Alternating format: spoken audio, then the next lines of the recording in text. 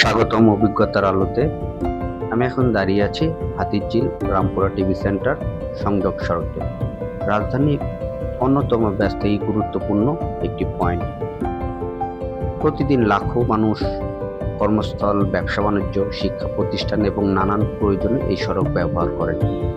কিন্তু এই ব্যস্ত সড়কে প্রতিনিয়ত দেখা যায় পথযাত্রীদের ঝুঁকিপূর্ণ পারাপার, অপ্রয়োজনীয় যানজট, সময় অপচয় এবং কিছু পরিকল্পনাগত সীমাবদ্ধতা।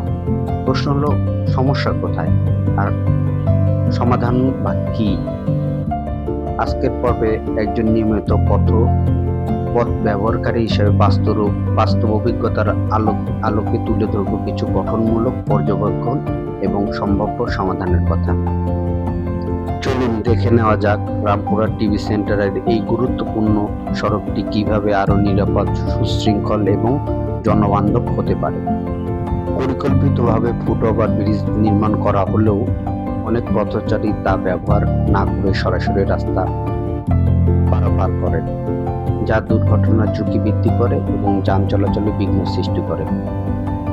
ফুটওভার ব্রিজ কার্যকারিতা নিশ্চিত করতে রাস্তার যে অংশ দিয়ে সাধারণ মানুষ পারাপার করেন সেখানে উপযুক্ত ব্যারিকেড বা ডিভাইডার স্থাপন করলে অনিয়ন্ত্রিত পারাপার বন্ধ করা যেতে পারে।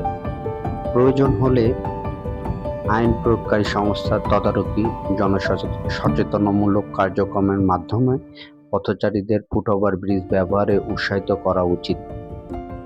রিক্সা, রাইড শেয়ারিং ও অন্যান্য যানবাহনের জন্য নির্ধারিত পিকআপ ও ড্রপ জোন তৈরি করলে সড়কের শৃঙ্খলা বৃদ্ধি পাবে এবং কৃত্রিম যানজট কমবে। সড়ক ব্যবস্থাপনায় শৃঙ্খলা ফিরিয়ে আনতে কাঠামোগত সচেতনতা ও আইন প্রয়োগ, এই তিনটি বিষয় সমান গুরুত্ব দেওয়া প্রয়োজন আমার মনে হয়। কার্যকর ব্যবস্থা গ্রহণ করতে গেলে একদিকে যেমন পথচারীদের নিরাপত্তা নিশ্চিত হবে, অন্যদিকে যানজট হ্রাস পাবে, সময় ও শ্রম ঘন্টা অপচয় কমবে এবং নগর জীবনের গতি আরো স্বাভাবিক হবে।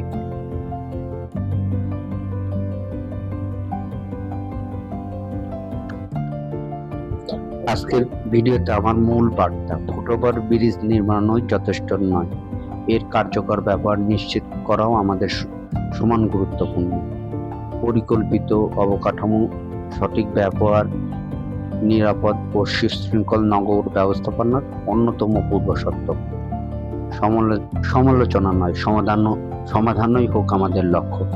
রামপুরা টিভি সেন্টার ও হাতিরঝিল লিং রোডের শৃঙ্খলা ব্যবস্থাপনা নিশ্চিত করতে গেলে লাখো মানুষের দৈনন্দিন যাতায়াত আরো নিরাপদ ও দ্রুত স্বস্তিদায়ক হবে। চ্যানেলটি সাবস্ক্রাইব করে আমার সঙ্গে থাকুন। আরো সুন্দর সুন্দর ভিডিও পেতে আমাকে উৎসাহিত করুন। ধন্যবাদ।